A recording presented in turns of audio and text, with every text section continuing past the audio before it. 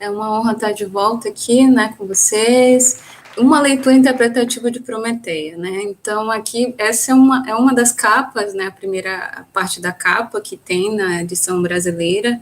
E você já percebe que já tem uma moça aqui e várias outras, né? Sendo protagonistas, vários personagens aqui, um sobreposto ao outro, né? Então, a narrativa, né? Ela se passa num contexto futurista, né, insólito, e ao mesmo tempo sobreposto a vários acontecimentos. E todas essas personagens, né, elas também apontam alguma questão sobre o protagonismo feminino. Eu trouxe para vocês aqui, né, eu sempre gosto de trazer algo relacionado à questão de sociedade, cultura, né, e tem essa revista do National Geographic, né, que fala sobre algumas realidades com relação à mulher, né, o poder da mulher, o espaço da mulher sendo conquistado ao longo dos anos, das décadas, e a questão do trabalho, né. Só ressaltando, né, que aqui, dentro desse recorte que eu vou fazer, eu não vou falar de toda a Prometeia, né, eu selecionei alguns recortes, mas que todos eles trabalham, né, em certo aspecto, essa crítica, né, de como é o lugar da mulher, né, como é que ela foi construída ao longo do tempo, da história, com relação a esse patriarcado aqui, né, que eu trouxe, e também nessa cena ali, nessas imagens aqui, que elas denunciam esse espaço da mulher como em andamento, né, mas que está sendo atualmente mais apontado e questionado. Então, eu trouxe esses dois livros que são muito interessantes, que eu encontrei quando eu estava no meu doutorado, quer dizer, sanduíche, e aí Is the Gender Fluid, né, que são livros que trazem temáticas sobre esse processo da sexualidade, né, como constituir, e também a crítica sobre a masculinidade tóxica, né, que nós estamos vendo atualmente, principalmente no nosso mundo contemporâneo, essas ações, né, de certo ponto violentas, né, e que tanto parte da mulher quanto do homem, né, esse lado da masculinidade tóxica. E aqui tem algumas definições básicas, né, e eu sugeri o pós-binarismos, porque essa questão, né, dos opostos sempre entra em jogo, né, em tudo que é contexto, né, tanto se você é vilão, né, dentro dos quadrinhos, se não é vilão, se é o mocinho. Então, eu trago também esse outro lado aí, meio que ecoado ao longo da minha análise quando a gente for ler Prometeia, tá? Então, esses dois livros aqui, bem básicos, né, que foi publicado em 2008, e eles trazem essa perspectiva do século XXI, né, de como você constitui esses espaços. Tem pesquisas relacionadas a todo o globo, né, e eu tirei um aqui que é relacionado, né, a 1.000 participantes sobre o que eles se acham, né, referente a essa masculinidade, né, aqui no Brasil, né, dentro desse livro aqui, da masculinidade tóxica, tem essa pesquisa, e aqui ele responde, né, grande parte, que bem sim, as a man of honor, né, então eles preferem ser um homem com, assim, considerando de honra, né, having success with a woman, né, tendo sucesso como uma mulher, né, então esse é o outro lado também da masculinidade, né, que como é considerada aqui no Brasil diante dessa pesquisa. Então é uma pesquisa recente, né, que aqui eu trago esses pontos mais mesmo para vocês terem uma noção, né, não no sentido mais aprofundado, mas que ele questiona o poder masculino diante das relações interpessoais, né, o quanto esse desenvolvimento biológico, né, também afeta atitudes sociais, econômicas, históricas e no geral. E a questão do sexo fluido é que a gente vai ver no capítulo 7 em Prometeia, né, que grande parte lá do capítulo 7 de Prometeia resgata isso, né, tanto da masculinidade tóxica quanto do gênero fluido, né, que é esses embates que a nossa sociedade hoje está em conflito constante, né. E tem esse livro da mística feminina, né, porque eu trouxe da Beth Friedman, que ela aqui diz na capa, né, o livro que inspirou a revolta das mulheres americanas. Ela traz esse tópico aqui muito interessante, que eu vou ler com vocês, né, para vocês terem uma noção, que ela começou a perceber dentro desse período dos anos 50, lá na América, né, nos Estados Unidos da América, o quanto as mulheres estavam começando a seguir um certo hall de atitudes devido ao que os homens estavam meio que sendo encaminhados a tomar, né? Então, decorrente disso, aí ela diz aqui, realização como mulher só tinha uma definição para americana, após 1949, esposa-mãe, né? Esse era o papel da mulher. Rápido como um sonho, a imagem da mulher como indivíduo, transformando-se e ampliando-se no mundo em evolução, foi destruída. Seu voo solitário em busca de uma identidade ficou esquecido na corrida para a segurança de uma situação a dois. Seu mundo ilimitado escolheu confinando-se às confortáveis paredes do lar. E aqui, né, dentro da capa da Prometeia, a gente já observa esse lado, né, do aspecto que a mulher tem que ser, né, amparada pelo homem. Já desde a capa vocês observam esse aspecto, tá? Mas vamos seguir aqui. O que a mística feminina lá da Beth Friedman continua falando, né? Ela diz assim, que a transformação refletida nas páginas das revistas femininas tornou-se nitidamente visível em 1949 e prosseguiu pela década de 50. A feminilidade começa em casa, talvez o mundo seja menos dos homens, tenha filhos enquanto jovem, como conquistar um homem, devo deixar de trabalhar quando nos casamos, você está treinando sua filha para dona de casa, carreiras domésticas, a mulher precisa mesmo falar tanto, por que nossos soldados preferem os alemães, né? Aí as mulheres podem aprender com Eva, a política é o mundo dos homens, como conservar feliz seu casamento, não tenha medo de casar jovem, o médico fala sobre amamentação natural, nosso filho nasceu em casa, né? Para mim, cozinhar é poesia. Dirigir uma casa é um grande negócio. Então, todas essas frases é como se elas tivessem um eco, né, da nossa atualidade, e isso também eu trago aqui como um ponto de crítica e também de discussão, né, vocês podem comentar, trazer outros comentários, que eu acho que essa capa também reflete um pouco essa realidade que foi apresentada pelo livro da Mística Feminina, da Beth Friedman, tá? Então, mas para a gente seguir aqui, né, com os estudos do quadrinho, observar mais a fundo as minúcias, os detalhes, eu trouxe alguns teóricos dos quadrinhos.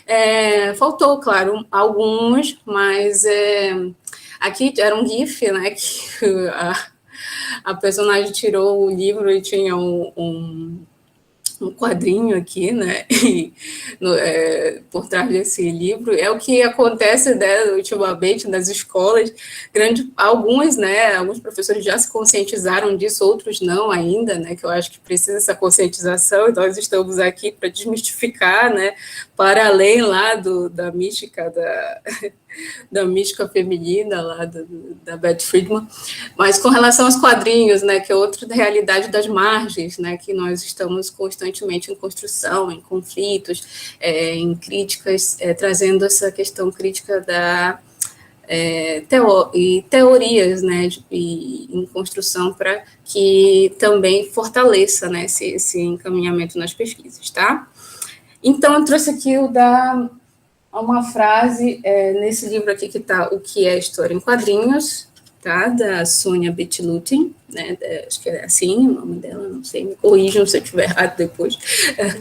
E esse é um clássico, né? Que ela diz assim, né? O que é o quadrinho, né? E aí eu trouxe esse trecho para vocês, né? Esse caráter misto que deu início a uma nova forma de manifestação cultural é o retrato fiel de nossa época, onde as fronteiras entre os meios artísticos se interligam. Né? Então, existe essas fronteiras que a gente observa em grande parte nos quadrinhos, principalmente do Alan Moore, né, que eles vão se misturando, né, e às vezes vários textos sobre textos, essas metalinguagens, ou essas relações com cinema, música, arte, filme, pintura, isso também faz com que a gente observe que o quadrinho ele é legítimo, né, e é isso que a gente vai tentar defender também ao longo de todas essas citações aqui que eu vou trazer, mas que ao mesmo tempo eles têm vários vieses vieses de análise de pesquisa, não é só um, não existe um único, mas que a gente, quando for observando esses críticos, esses leitores de quadrinhos também, eles fazem com que tudo isso mantenha essa manifestação cultural, né? Que aí é uma fase, um período, um momento que nós fazemos parte desse processo histórico e que vai levar, né, a outras pesquisas e tudo mais, tá? Temos aqui grande parte chamava Eisner, mas é Eisner, né? Esse modo de a gente colocar os autores do livro em inglês, né? Quadrinhos e arte sequencial é um outro livro basilar, eu acho que todo mundo já deve ter ouvido falar, quem se aprecia as teorias dos quadrinhos, né? Essa é uma revista, uma edição revista e atualizada, e ele diz assim, né, a arte sequencial é um ato de unir um tecido, ao escrever apenas com palavras, o autor dirige a imaginação do leitor. Nas histórias em quadrinhos, ele imagina pelo leitor, uma vez desenhada, a imagem torna-se um enunciado preciso, que permite pouco ou nenhuma interpretação adicional. Quando as palavras e imagens se misturam, as palavras formam uma amálgama com a imagem e já servem para descrever, mais para fornecer som, diálogo e textos de ligação. Essa na página 127. Então, aqui ele compreende como se fosse arte sequencial, né? Que grande parte também dos críticos tem batido nesse ponto, né? O que é uma arte sequencial? Será que literatura, com aquele espaço entre palavras, não é uma arte sequencial também?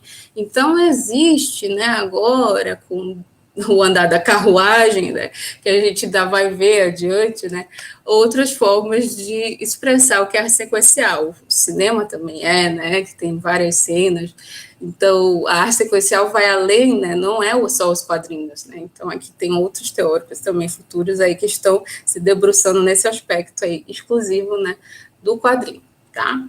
O Scott McCloud também, que é um outro teórico, que é esse aqui, Desvendando os Quadrinhos, eu tenho assim, não sei como está o outro, que Reinventando os Quadrinhos também, que eu achei aqui, né, que é essa capa bem brilhosa, eu acho bem legal essa capa.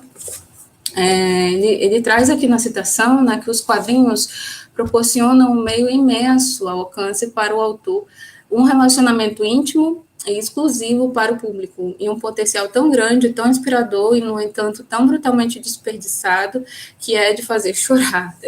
E ele, o Scott McCloud, ele traz os quadrinhos, né, e aí vai descrevendo cada um. Então, a gente considera ele um grande infográfico, até um artista assim, que gosta de fazer infográficos, né, que são aquelas descrições bem decupadas, né, com uma espécie de como se fosse decupagem.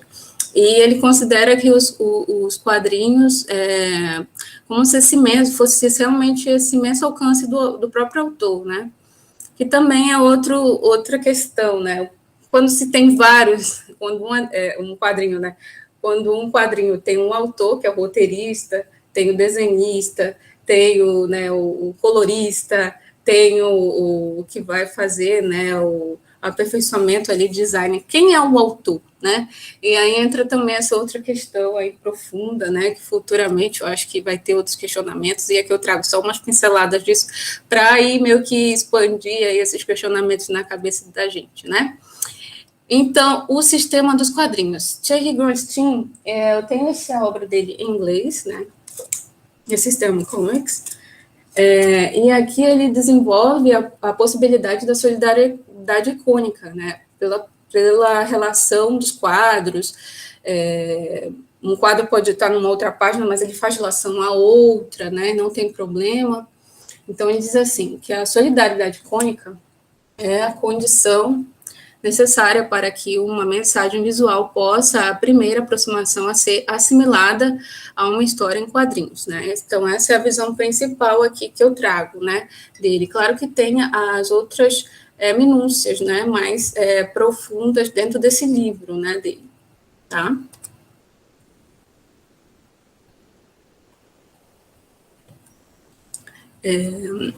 Que é a artrologia também, né? e o Espaçotropia. E aqui, para citar um outro crítico bem assim, importante, temos o Moacir Cirne, que é esse livro aqui, né, Boa Explosão Criativa dos Quadrinhos, né, e aqui a linguagem dos quadrinhos, né, esses são livros raros, eu estava até perguntando para o professor se tinha outro livro dele, né, porque são raríssimos esse livro do Cirne. Ele destaca a importância dos quadrinhos por meio de estudos de Walter Benjamin, sem usar a obra de arte na sua reprodutibilidade técnica. Então, aqui nesse livro, A Explosão Criativa dos Quadrinhos, né, ele também destaca essa questão da massa, né, que também tem no Humberto Eco, né, que ele destaca alguns trabalhos relacionados a isso, né, esses questionamentos. E tem, já que a gente está falando de Prometeia mais adiante, né, tem um livro dele que é sobre quadrinhos, sedução e paixão, né, que eu queria muito esse livro, quem tiver, eu aceito de presente. Os quadrinhos, Antônio Luiz Cagni, né, ele também é um estudioso muito da semiótica, né, já que quem gosta de estudar a semiótica e tem um apreço aos signos, né, e esses significados, né, significantes significados, e as suas relevâncias dentro da composição dos quadros, dentro das sequências, né, lembrando ali da arte sequencial, né, qual é a sua importância.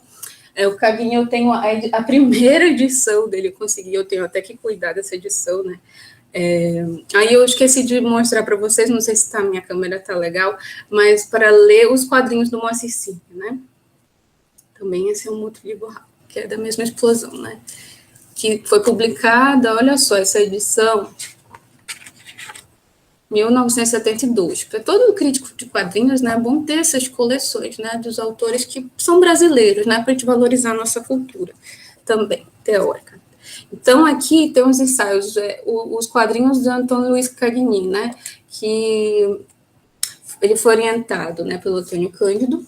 Então, ele já tem aqui, olha, a contracapa diz assim: os quadrinhos é um estudo dos problemas próprios e formais das histórias em quadrinhos, hoje considerados uma nova forma literária. O ensaio tenta estabelecer uma sistemática, uma tipologia e uma prática analítica dos chamados comics, colocando-se no centro da imagem e da narrativa para ver como funcionam, pesquisando, assim, seus recursos e efeitos. Ao lado dos romances ou substituindo-os, os quadrinhos podem ser tomados como continuação dos folhetins ou da nossa literatura de cordel. Daí o interesse despertado nos estudiosos. Nesse trabalho, as histórias em quadrinhos são tratadas como um fato paralelo à literatura. É uma paraliteratura, deixando de lado os conceitos negativos e até pouco vigentes. Né? Então, aqui, ele já consegue, né, fazer algo um pouco diferente, né, daquela realidade estruturalista, né, mas ainda assim existe ainda esse aspecto formal, né, dos detalhes, né, do que um quadrinho pode, ou graphic novel, traz. E aqui tem essa citação, né, que é uma pequena análise do sistema narrativo quadrinizado, baseado nos estudos dos signos linguísticos, né, vocês podem ver aqui que ainda traz ainda certo aspecto desse sentido, né, com o objetivo de delimitar os elementos constitutivos da linguagem magética, de determinar sua função quando assumida pelo sistema narrativo. Não, que dentro, quando a gente estuda teoria, gente, não existe o certo e errado, tá? É bom ficar claro. Mas depende do que como você quer utilizar o método, tá? Para ali auxiliar na forma de analisar o seu objeto de pesquisa, tá certo? Então, vai muito do que você quer trabalhar, não é algo obrigatório. Não existe o melhor, tá? E aqui, para meio que fazer uma homenagem àquele livro, né, que foi um dos pioneiros do Antônio Cagni, que é esse que foi editado recentemente, se não me engano, em 2005, né, ele tem essa homenagem aqui do professor Valdomiro Vergueiro, né, que também faz parte, né, do grupo de pesquisa da USP, que é intitulado A Linguagem dos Quadrinhos, Estudo de Estética, Linguística e Semiótica. Não sei se eu estou por aqui. Então, tem esse aqui do Roberto Elísio Gil Santos também, que editou junto com ele, né? Então, tem contribuições tanto do Valdomiro, do Roberto, quanto da Selma Martins Meirelles e de Winfred North, que traz essa semiótica persiana, né, aplicada, tá bom, ao contexto dos quadrinhos. Então, depende muito do que você quer abordar num certo aspecto quando você estiver estudando os quadrinhos, né? Então, ele é, como eu falei, uma certa homenagem a esses estudos da semiótica dos quadrinhos. Aí, para não deixar também de mencionar, né, a leitura dos quadrinhos do Paulo Ramos, que entra também em relação com aquela proposta, né, do professor Daniele Barbieri, né, a Linguagem dos Quadrinhos de 2017, né, que ele praticamente foi um dos professores que meio que influenciou, né, o professor, claro que tem outros mais, mas o professor foi pioneiro nesse aspecto de trazer também essa leitura interpretativa do que é o quadrinho, né, os quadrinhos são quadrinhos, né, e, como tais, gozam de uma linguagem autônoma que usa mecanismos próprios para repensar elementos narrativos, tá certo? Como eu falei, né, tem esse livro do professor Barbieri, quando tinha eventos, né, lá na USP, do Observatório, eu comprei um monte de livros, né, e veio junto esse também na época, de 2017, a linguagem dos quadrinhos faz parte da linguagem geral, da narrativa, assim como o cinema e muitas outras linguagens que nos são familiares, né? Então, os quadrinhos também seguem uma análise no sentido cronológico, né, da história, né, por exemplo, do enredo, do processo da construção, né, da trama e tudo mais. Existe isso, né? Mas os quadrinhos são quadrinhos ainda assim, né? E aqui é muito interessante porque ele traz a perspectiva, né, dos quadros. Como é que você analisa a perspectiva dos quadros? Eu vou ler um pouco o sumário aqui para vocês, tá? Para quem gosta dessas coisas, de seguir assim, primeiro o sumário, depois você vai, né, tentando descobrir o que se pode aproveitar dali. Por exemplo, aí tem um tópico que é sobre ilustração de desenhos e algumas de suas características, né? Ele desenvolve aqui que é o desenho, né, a modulação da linha, o preenchimento, né, a cor, as técnicas, pena e pincel, tinta nanquim, aquarela, né, quais são as diferenças, técnicas mistas, a caricatura, a deformação expressiva, né, essa questão do estereótipo marcado que os outros também já trabalharam, né, e como é que isso pode ser marcado, que é um quadrinho de humor, um quadrinho de ação, o que é um quadrinho expressionista, né, o que marca essa perspectiva de profundidade, esse efeito realista no quadrinho que às vezes a gente olha assim, nossa, mas quanto realista, né? Então, isso acontece também, né, com relação à construção da página, né, quando ela tem esse esquema de equilíbrio dos quadros, aqui que ele diz, né, textos e ruídos, né, que a gente observa que há uma diferença, um tom ali diferente que a gente vai ver em Prometeia também, tá? Então, os signos em movimento, né, como se tivesse uma animação ali. E tem estruturas da narrativa que aqui a Bárbara Postema também traz. A estrutura fragmentada dos quadrinhos envolve muitos códigos e signos variados em cada nível de significação, desenhos, layout, sequência narrativa, e, consequentemente, exigem diferentes formas de decodificação em cada nível, né? Que é esse livro aqui, que já pela capa já denuncia, né, que as imagens, elas, ainda que elas não tenham, às vezes, textos, né, mas elas, pela cor, pela sinalização, assim, de ser uma história, né, ela marca também memórias, lembranças, e como ela falou aqui, a significação do layout, né, também descreve muito esses aspectos históricos do contexto da narrativa, tá? Porque, como a gente falou, né, eu acabei esquecendo de trazer o livro para cá, esse livro aqui. Mas The Spectral Sisterhood of Superwoman, da Ruby Nicholson, em 2017, que ela publicou. Esse livro ele tem várias personagens mulheres, né, assim, femininas, que eu jamais assim pensei que ia encontrar, né? Então ela diz aqui também, né, This book is a story of comics though it's not a definitive one, né? Não é um livro definitivo. It's told through female characters, not only because they are easily lost to the scent of time, but also because they are usually most more interesting than their male counterparts. Então, aqui entra em xeque, né, essa questão de porque a mulher sempre depende de um homem, né, durante os quadrinhos, ali, a construção do enredo, para também atuar, né, ser uma heroína, ser uma mulher guerreira, ou salvar certo grupo, certa minoria, né. Então, aqui, esse livro ele é essencial para quem gosta, né, dessa área de feminismo, e resgatar esses personagens que já estavam desaparecidos por algum tempo, né? Aqui tem a professora Daniela dos Santos Marino, né, que ela estuda também essas questões de gênero e sexualidade, né? Tem esse livro da especialização das histórias e quadrinhos na ESTA, que eu fiz, inclusive, essa especialização, né? E esse livro foi publicado em 2019, deve estar disponível. Aqui eu trouxe 3 pontos importantes, porque grande parte da população, né, entra em xeque, em conflitos, né, quando se trata dessas questões de identidade de gênero, orientação afetiva, sexual e sexo. Então, tem nesse portal da EBC, que eu tirei desse livro também, que a gente estudou lá, né, sobre quadrinhos de sexualidade, né, ela traz esse recorte aqui, e diz assim, né, aqui do lado: em nossa sociedade, a ideia mais recorrente acerca do que é masculino e feminino está vinculada a uma estrutura corporal identificada a partir dos órgãos genitais que uma pessoa apresenta.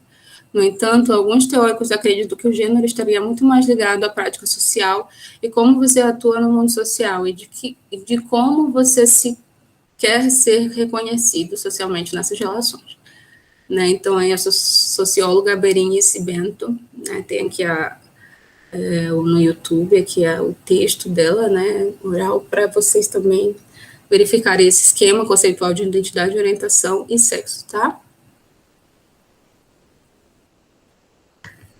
Aí tem aqui esse ponto no quadro, ao lado, essa marca aqui, a identidade de gênero, né, como a pessoa se vê, ela pode se enxergar mulher, homem ou outro, como neutro ou uma combinação entre masculino e feminino. Né? E tem o coração ali, orientação afetiva e sexual, refere-se à atração sentida pelos indivíduos, uma pessoa pode ser homossexual, heterossexual, bissexual, tá? E tem ali, né, uma bolinha verde do sexo, refere-se a características biológicas do corpo de uma pessoa, pode ser feminino, masculino ou intersexo. Tem esse livro também aqui, né, que acho que nem está aqui também, mas ele é recentemente publicado, né, ele traz essa questão do equívocos da sociedade patriarcal, e nele desenvolve aqui, né, alguns pontos. Ele foi organizado pela Dani Marina, La Luísa Machado, se eu não me engano, La Luísa Machado, acho que é assim que se fala. O primeiro ponto são mulheres que não leem quadrinhos, né, que eles quebram esse estigma, essa crença, né, mulheres que não possuem quadrinhos. O terceiro, mulheres só produzem quadrinhos fofos ou sobre emoções de relacionamentos. 4, mulheres não atingem um grande público, porque não tratam de temas universais. E 5, publicações e eventos exclusivos são segregatórios. Né? Então, aqui são pontos importantes para vocês também terem um conhecimento. Né? Quem quiser atrás, procura o livro lá. Tem esse outro aqui, né, da The Complete Women Comets, que ele é uma antologia de 2 volumes, ele foi publicado com 10 mulheres, ele foi um dos pioneiros, na verdade, aquele lá que eu mostrei anterior brasileiro, esse daqui foi compilado pela Trina Robbins, que traz nesses 2 volumes temáticas iniciais, assim, que foi uma explosão nos Estados Unidos, né, com 10 mulheres que tratam sobre aborto, menstruação, masturbação, castração, lésbicas, os temas, né, mais diversos, bruxas, assassinatos, feministas. E a Melinda Gabe, né, estava no meio, né, que é a capa no início aqui da apresentação do livro, né, tá aqui algumas mulheres, para vocês verem mais ou menos o estilo, como foi desenvolvido, né, o trabalho. Aqui tem algumas autoras, né, que foi aqui, fizeram o aniversário, né, da publicação em 2012, que foi a primeira versão foi em 1972, né. E aqui temos a Melinda Gabe, né, que é uma mulher que desenvolveu trabalhos bem interessantes com a Alan Moore, com essa parceria, né? Por exemplo, o Lost Gears, que foi a partir desse evento lá, né, da Women Comics, que eles se encontraram e aí começou a desenvolver esse trabalho aqui, que destaca, né? Claro que esses outros trabalhos anteriores trabalhavam essa questão da revolta aos padrões sociais femininos, né? Então, em Lost Gear, nós temos aqui, por exemplo, antes da gente chegar em Prometeu, já vamos chegar lá, né? Só aceitar que aqui temos a Alice nos Países das Maravilhas, né, com a Lady Fairchild, temos a Wendy, do Peter Pan, né? Temos a Dora de Gale, do Maravilhoso Mágico de Oz, né? E temos também um livro, um capítulo de livro publicado com o professor Gustavo, relacionado a isso, né? Uma leitura de gênero do Lost Girls, de Alan Moore e Melinda Gabb, né? Que é bem interessante esse livro, está disponível em e-book, vocês podem baixar. Isso aqui está o título, foi organizado pelo Guilherme Smith, tá? Então, vamos seguir aqui, né? Eu coloquei esse tópico, acho que já tem, né, na discussão, já estamos aqui no NOPEC, já tem um tempinho, um ano, que eu entrei para recente,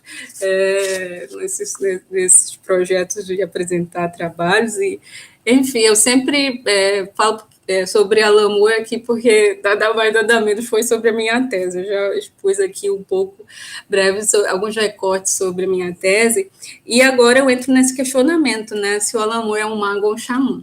Eu já estou martelando isso na minha cabeça já tem um tempo, né? Esse autor de Northampton, que ele não sai de lá, né? Mas ele tem uma obra, um documentário, na verdade, que é o Mindscape of Alan Moore, que lá ele descreve certos aspectos sobre o que é ser mago, na verdade, ser xamã, né? E dentro desse tem outros livros que ele descreve que ele é um xamã mesmo, né? Então, mas eu digo aqui que o mago, porque ele é abaixo de 10 coisas, todas são uma só, né? Ele faz várias coisas, vocês vão ver várias atividades, vários artigos. Por exemplo, Vênus do Pântano versus Anel Peniano Nazista, né? Ele já critica algumas reflexões sobre pornografia. E ele, como é uma pessoa do obscuro, gosta desses elementos, né, do obscuro, esse texto está traduzido pela Isabela Ferrano, vocês podem procurar na internet, tá?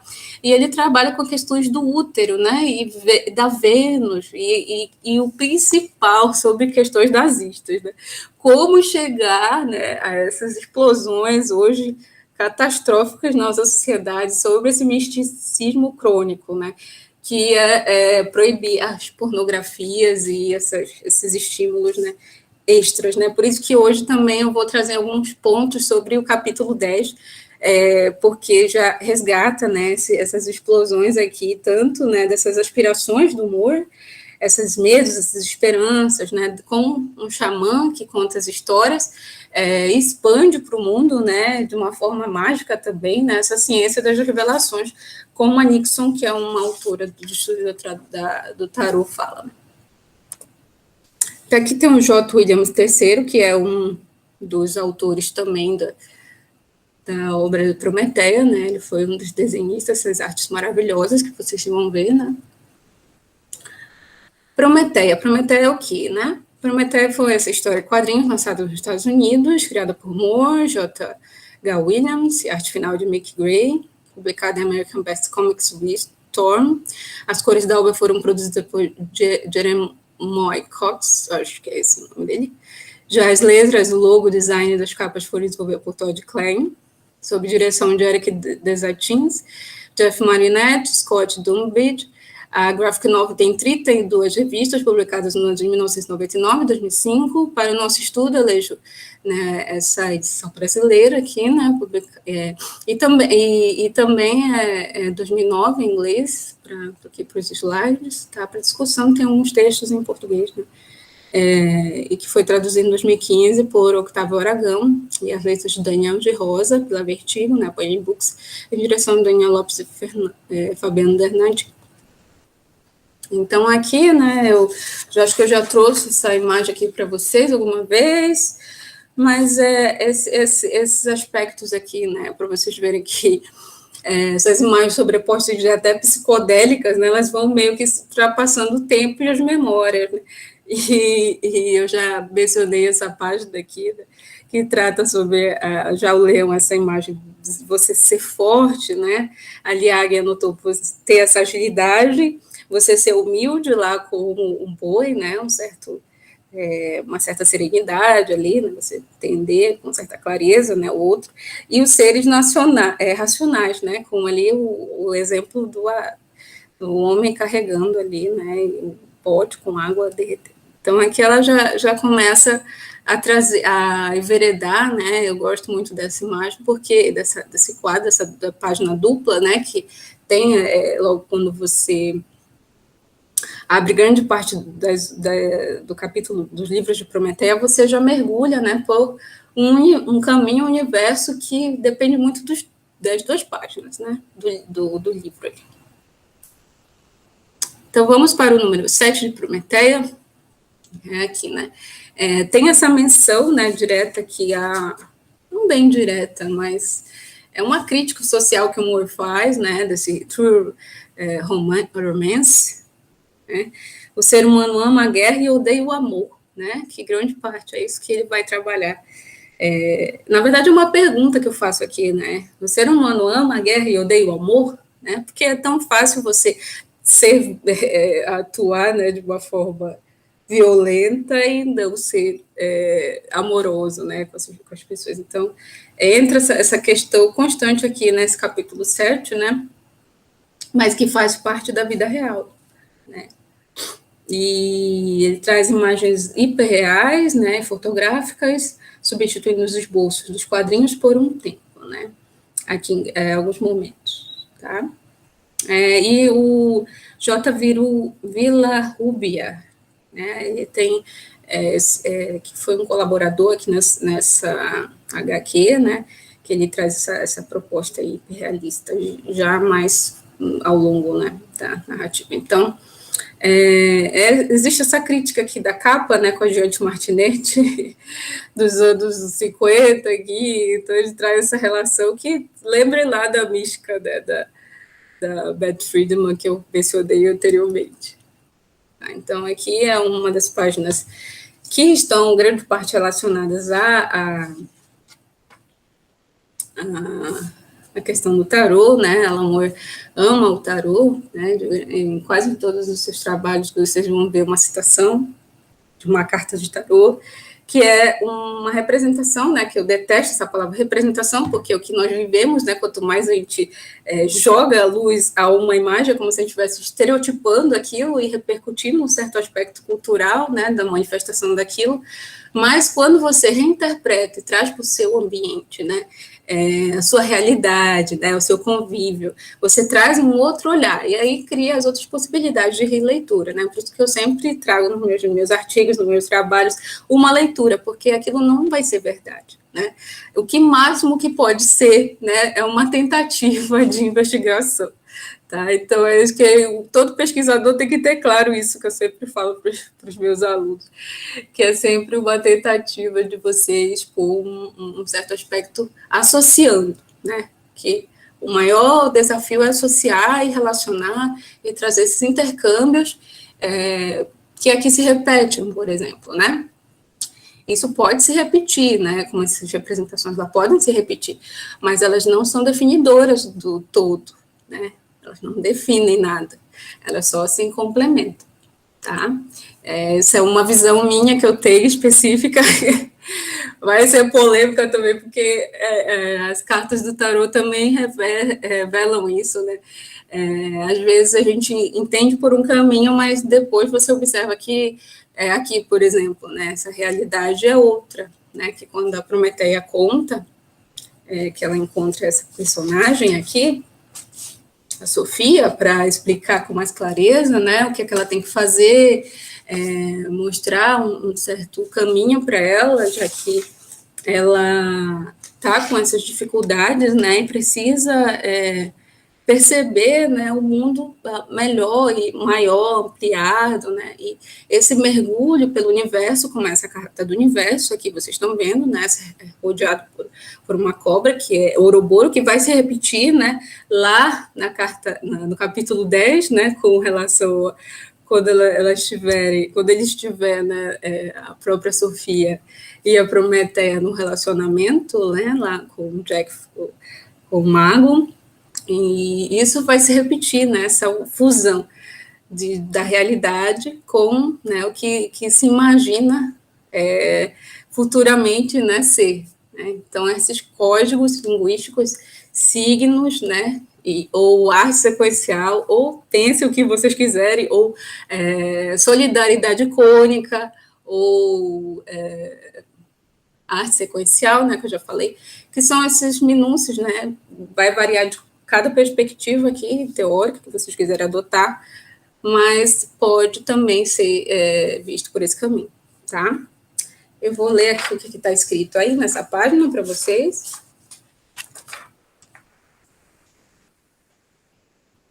Diz assim, tá? Alguns, aqui do cantinho, tá bom? Está em inglês, né? Alguns chamam de universo. Uau, o que são eles? Né? Que a personagem pergunta a Sofia. A serpente é um DNA espiralado. Ela representa toda a vida terrestre. E a mulher enluarada é tudo que é sonho e fantasia. Você vê, Sofia, é uma dança maravilhosa entre a carne e a imaginação. E alguns chamam isso de universo. Vamos adiante além. Há mais visões terrenas, ideias terrenas. Então, aqui essa dança, né, dos quadrinhos no sentido hiperrealista, né, a carne e a imaginação, o jogo dessa carne e imaginação, porque a gente percebe essas luzes, né, esses flashes ao redor da cabeça dela. Então, quando a gente estuda os quadrinhos no sentido bem de significado, no sentido dos signos, né, a gente pega cada um detalhe desse e tenta rever, né, qual foi o ponto inicial que ele surgiu, né. Então, aqui, um dos pontos que eu comparo é a carta do universo, que é a carta do tarô, tá? Que esse é um tarô das Nosotras, tá? E aí eu achei ele um pouco semelhante, se a gente colocasse diagonal, que lembra também uma vagina, né? Que no caso, ela está diagonal, mas vocês também podem ter essa noção se vocês virarem com mais calma, né? Eu já parto. Lembra o Ouroboros, que também vai refletir mais lá adiante, né? Com o pé ali e a mão lá no topo, tá? Então, essa outra carta aqui, que é a carta do Crowley, né? Que foi ilustrado por Lady Freda Harris, que é essa relação que ele fez. Se a gente for trazer, né, nitidamente essa como é que fosse, um eco, né, imagético dessa página, a gente pode comparar especialmente nesse aspecto, tá? Então, lembre-se lá da masculinidade tóxica? Pois é. Então, a Prometeia, essa Prometeia, que é uma heroína, né, que elas estão querendo salvar, né, todos do apocalipse. Então, imagine, né, ela vai tendo uma jornada de autoconhecimento e conhece todas essas outras heroínas ao longo das eras, né, ao longo dos tempos, do espaço e dos seus anos, né, das suas gerações. E aqui nós estamos nessa década de 50, mais ou menos assim, né, que a personagem Prometeia, que é um homem, se apaixona quando, né, ele está em transe, ele se transforma em Prometeia, né, que é um desenhista, né, roteirista. E aí ele se transforma em Prometeia.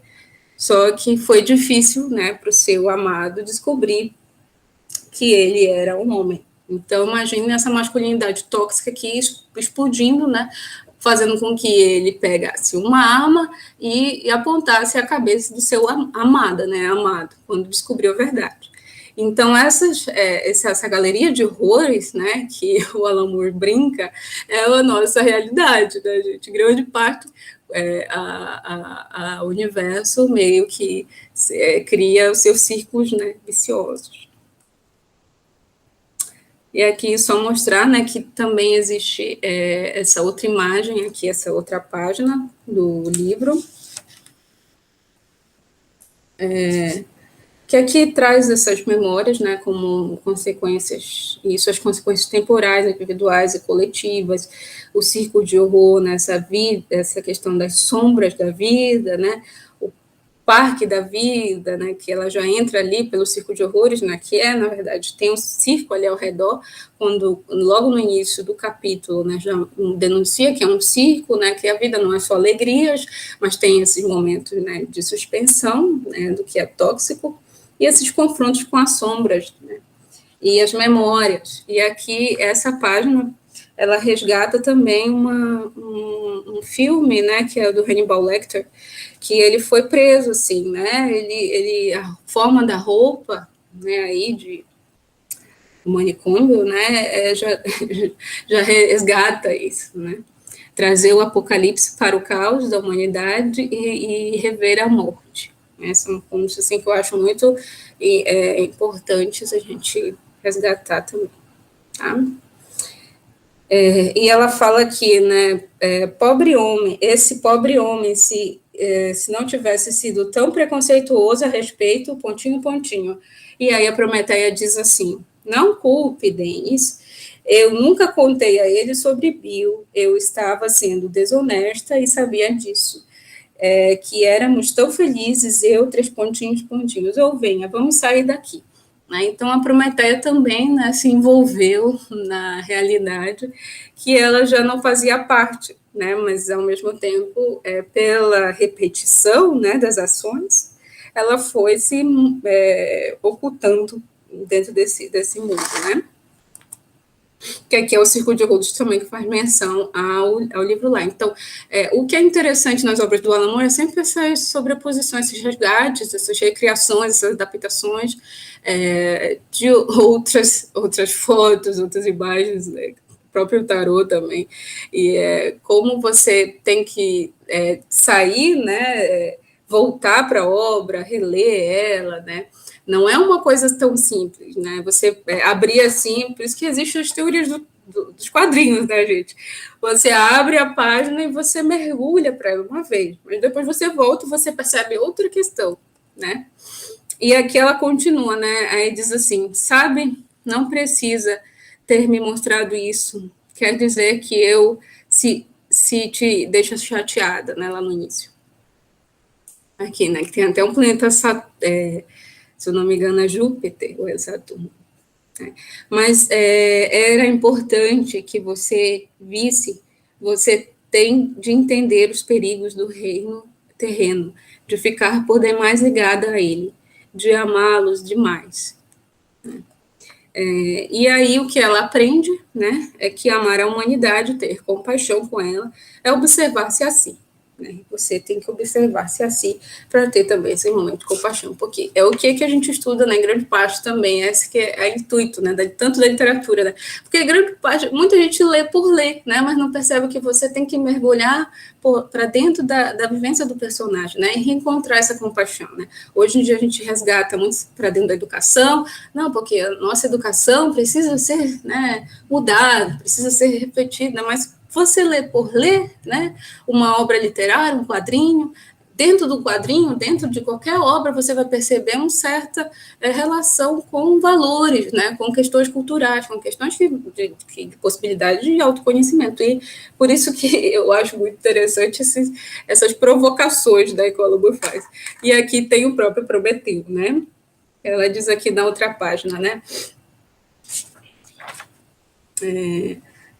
Mas lembre-se, você não é a primeira a tentar tocar a argila mortal com a chama da alma imortal. Não é a primeira portadora da luz. Já parou para pensar por que o pai da nossa heroína escolheu esse nome especial para sua filha única? Prometeia, bem, pesquisei e tudo que achei foi o nome científico da mariposa Prometeia, que é o que tem essas mariposas aqui cercando elas, né? Essas borboletas aqui rondando elas, que é até uma brincadeira, que tudo que elas imaginam acontece nesse espaço, nessa imatéria, né? Que elas estão da imatéria. E mostrando o passado como se tivesse um presente, né? Que é essas outras camadas aí que o Alan Moore brinca, né? Presente, passado e futuro, que ele ama o Albert Einstein, para a cabeça dele, né, tudo que está ali é como se tivesse só uma camada, tá? Por isso que muita gente não consegue entender de primeiro alguns momentos, né? E aqui ela diz assim, apontando, né, lá embaixo, a Prometeia. A versão feminina do nome da outra grande figura dos livros de histórias que tentou trazer o fogo dos céus para iluminar a terra, escuridão da terra, tudo que estou dizendo, Sofia, minha criança, por favor, tenha cuidado. E aí está ali Prometeu do lado, né, ali, e esteja avisada. Jesus, então, o mito sobre as correntes e a pedra e os pássaros que se alimentam, é tudo verdade, né? Todos os mitos são reais, Sofia, contanto que durem o suficiente. São até mais reais que o chamado mundo real. Falando nisso, parece que finalmente chegamos. Este não é o seu hospital, ela estava acamada lá para se recuperar no mundo físico. Então, aqui eu trouxe, né, revendo, né, certos pontos, né, quais são os círculos de horrores que vivemos, né, umas provocações aqui. Os quadrinhos como forma de resistência, reflexões da imaginação e a criatividade ofuscada da humanidade, construção social diante de um inconsciente coletivo, de uma colonização patriarcal, o homem parece distante diante da violência coletiva. Tá? Então, é que ela volta lá para o hospital. E o interessante lá para o capítulo 10, né, o sagrado feminino, já que nesse álbum lá de Prometeia, já denuncia que um dos pontos que o Moore também trabalha é o sagrado feminino, né, a constituição do útero, tanto dentro dos ensaios dele que ele já fala, né, por incrível que pareça, né, dentro da Sociedade Brasileira e Sociedade de Consumo que está lá na Beth Friedman, né, que foi inclusive trabalhado pela Rosemary Murato, né, que é um prefácio que tem lá, quando vocês forem procurar, está disponível na internet, né, trata dessa questão dessa mística feminina, né, histórica. Tá? Tem um artigo, inclusive, do protagonismo feminino nos quadrinhos, que saiu na 4ª Jornada de Histórias em Quadrinhos, que foi sobre representação, feminismo e super-heróis, da Beatriz Miranda do Otoniel, também, que é umas dicas aqui para vocês, né, estudar essa questão do sagrado feminino. E tem também um artigo, The Monstrous Alchemy of Alan Moore, Prometheia as a Literacy Narrative, né, que resgata também essas questões do místico, do sagrado feminino, que entra também o Santo Graal aqui, né, que é essa capa que retoma vários personagens importantes, inclusive, né, que em preto e branco que eu trouxe para vocês, né, que quando a gente olha, primeiramente a gente nem pensa, nossa, mas quantos autores, né, estão aí? Mas tem vários autores. Eu nem sei quanto tempo, tem tempo. Então, aqui no capítulo 10, já entrando, né, dando um salto aí, né, polêmico, inclusive, né, que depois vocês podem fazer perguntas, críticas, estamos à vontade aqui para ouvir. Dentro desse capítulo 10, vocês podem ver aqui do lado, né, esse outro momento aí de compilação, podemos dizer assim, do que é, né, o capítulo 10, tá? Estou aqui folheando para ver se eu acho. Que é uma capa, inclusive, dos Beatles, né? Que foi recriada aí, que o Moore brincou aí com essa capa, né? Chegando aqui no capítulo 10.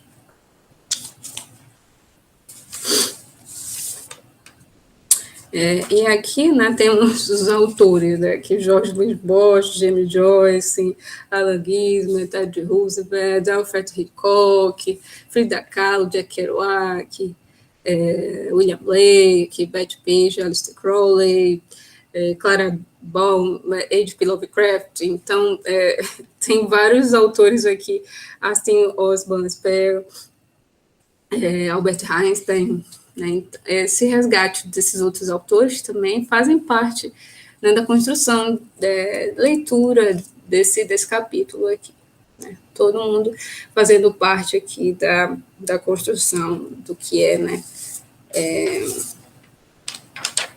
do que é ser o mago, ou em busca do Graal, né? Porque todo mundo quer saber quem é esse Graal, né? E aqui é uma capa polêmica, né, também, né?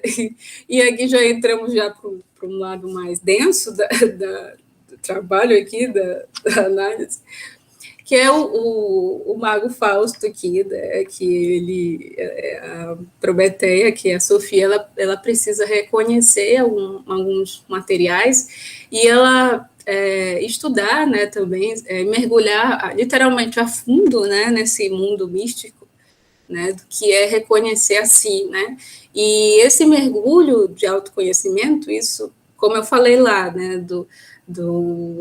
do sexo fluido, né, da questão da masculinidade tóxica, né, esses resgates para os leitores, né, e iniciantes, isso daqui é um pouco forte, né, vamos dizer assim, mas ao mesmo tempo traz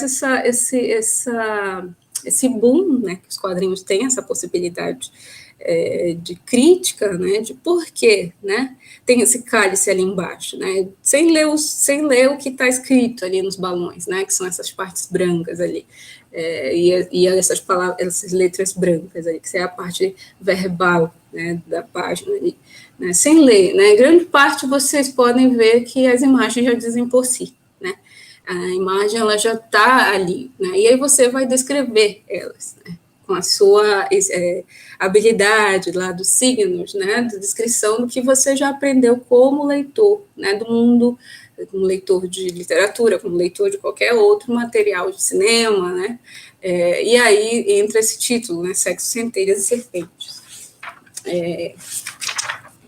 que aqui nessa edição em português é esse título, né. Eu cortei algumas imagens aqui, mas eu pulei logo para esse, né? E lá embaixo diz assim, né? Você vê como o fim da demanda do Graal na ópera Parzival de Wagner. A lança, a vara, ela tem que ser imersa na taça. O macho imerso na fêmea, sim, assim, aí está certo. A vontade imensa na compaixão. O fogo imerso na água, né? Estou lendo no terceiro ali embaixo, tá? Ou fundo, agora no quarto, ou vai fundo por um longo caminho. Como pode fazer isso? Posso fazer isso porque a compaixão não tem fim. É infinita como a maré, como a respiração, como o ritmo sanguíneo, como os raios-x pulsando através de estrelas moribundas, ligando e desligando para trás e para frente, dentro para fora. Né? Infinito ritmo, infinito, não compreende, ou assim, mas explica outra vez. Então, aqui, né, apesar de ser uma imagem que a gente pensa que é só um exercício sexual, né, mas não, aqui ele leva diretamente para o sagrado, né, essa importância, lembra-se do Ouroboros, né, que também eu vou mencionar, né, como se você fizesse um ciclo existencial, encontrasse não só um outro ser, né, no caso é o Fausto, que é o mago, que ela precisa de certo apoio dele, no sentido de dependência, mas que também ela se reconhece como se fosse não submissa, mas que fosse parte integrante desse todo do universo, né, que é isso que é o mais interessante.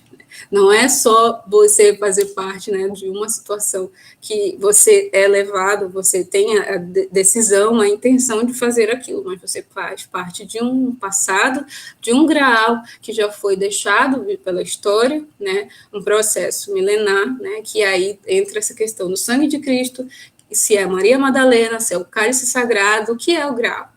Né, o Graal aqui, eu penso, né, que grande parte do cálice sagrado ali, que logo tem uma parte das páginas que já traz esse Graal, que lembra também ali a Rosa Cruz, né, que é um grupo de pesquisadores sobre também a evolução pessoal, né, e espiritual.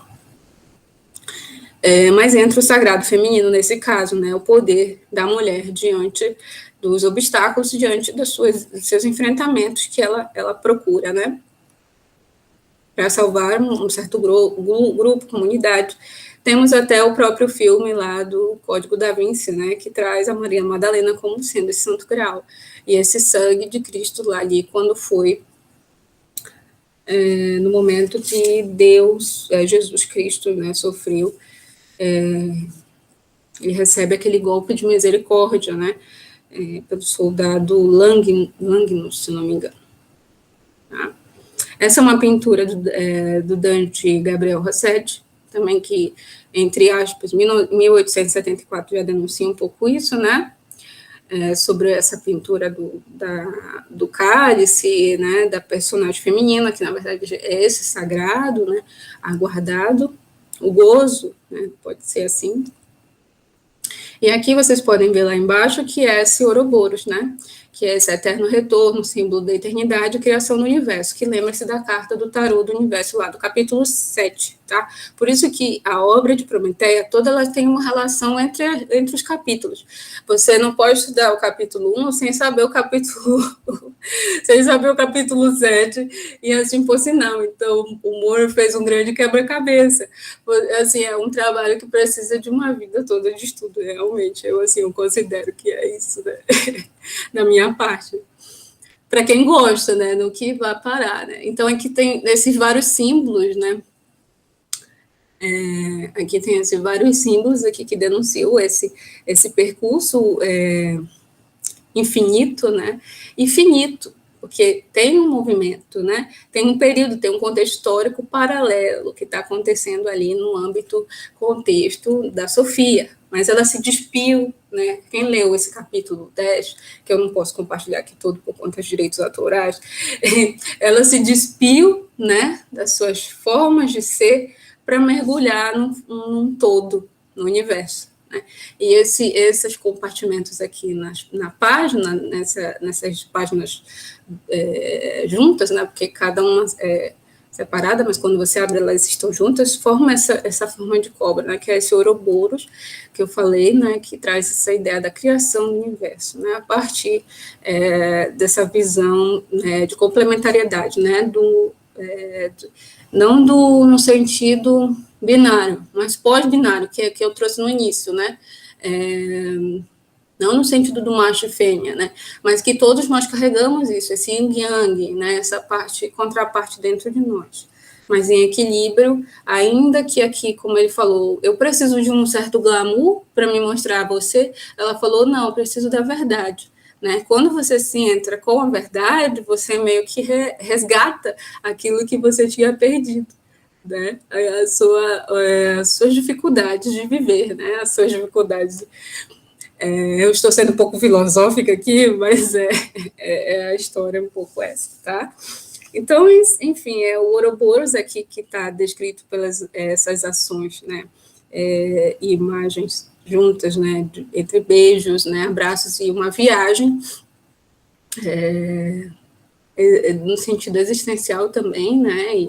E de códigos e de recebimento de certas informações com relação a certos download, né, de informações relacionadas ao que as decisões futuras e técnicas de como ela pode atuar no mundo faz parte dessa integração com o universo, né, que a gente não pode pensar que, tanto é que é uma crítica muito grande que eu tenho, né, que a gente pensa que é o mundo, né, mas na verdade, não, nós somos o planeta Terra, nós temos outros planetas que nos cercam, né, outras estrelas, então nós não somos só nós, nós não nascemos só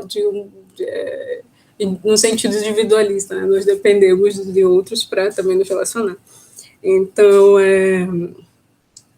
existe também a crítica, né, no sentido de ser aqui nessa imagem, essa ideia de ser predestinado, né? De repetir os mesmos eventos repetidamente. Você está em outro contexto, repete aquilo lá, porque vocês podem ver, existe um ciclo, né? E ela vai para vários cantos desse universo. E assim é como se ela repetisse vários momentos o mesmo procedimento, né? E isso é como se fosse esse símbolo místico também do Ouroboros, que traz essa possibilidade de morder a sua própria cauda, né, incessantemente, e traz também a nossa existência como números infinitos. Essa é um outro tópico aqui, mas que está voltado ao amor. Para terminar aqui, né, que eu acho que já está mais ou menos encaminhando o meu tempo, tem essa página aqui que eu acho bastante interessante. Acho que deu talvez um tirote aí, né, na cabeça de vocês, não sei, mas espero que passem bem. E aqui traz essa ideia aqui dessa capa, né, desse álbum aqui, dessa banda Jimmy Earridge's álbum, né, com esse título Exibald as Love, é um rock psicodélico, né? Vocês podem ver que na capa já tem vários outros personagens junto, né? Que lembra o texto Bhagavad Gita, que é um texto hindu, em sânscrito, e conversa trata como se fosse uma conversa de Krishna com Arjuna, né? Entre os Kauravas e Pandavas, aquela velha guerra ali, né? Que na verdade os Kauravas e os Pandavas vivem dentro de nós, né? Que são essas divindades que existem entre nós, né? E aqui ele resgata isso também, né? Para encerrar esse processo mágico, né, que ele considera aqui, né, esse aprendizado, essa viagem, e aí cada um desses personagens aqui está brincando, né, com esse álbum lá. Da esquerda para a direita tem a Iana, a Sofia, a Prometeia, a Sofia e o Jackson como figuras hermafroditas, lembrando da cobra do Ouroboros, como se eles fossem um só nesse momento, né, mágico. Jack as a Magician, e Jack's Glamour, né, quando ele consegue fazer o feitiço de glamour, né, que existe esse feitiço que eu descobri na internet esses dias, que nem sabia que tinha, né, mas tem. Né, a pessoa consegue fazer esse glamour aí, que é literalmente o que está aqui, né, nesse personagem do lado ali, do cajado. Né. E tem o Thor, né, que é um personagem, e mais abaixo tem esses quadros que são meio que invertidos, encaixados, como se fossem como é que eu posso dizer? Quadros relacionados a recortes cinematográficos, né? Esse é um recorte dentro dessa viagem mística, né? É uma viagem não mística no sentido negativo, mas no sentido de autoconhecimento imaginativo, né? Imaginação. E ao redor parece que está em fogos, né? E aí ela diz essa ação trântrica, né, que esse é o objetivo dele, que ela pede no início, né, mas eu prefiro que você use uma camisinha, vamos dizer assim, né, ele tenta, né, não gozar nela, vamos dizer assim, né, mas que aqui vocês podem ver que as estrelinhas já denunciam isso, né, que é uma espécie de centelha, né, centelha divina, que é o que parte nós, que grande parte das guerras, né, eu tenho já discutido isso, partem dessa proibição, essa contenção masculina, né, dessa masculinidade tóxica, que faz com que a humanidade também crie, né, esse hábito de prever uma certa explosão, né, de matança, para que gaste essa energia, né, e aí essa descrição vocês podem ver nesse... Mas eu vou falar mais ano que vem sobre esse capítulo, tá? Se aguardem aí, né? Deixem os comentários, as críticas, o que vocês acharam aqui desse capítulo, leem ele, né? Procurem mais sobre Alan Moore. E eu acho que é isso, né? Obrigada pela oportunidade.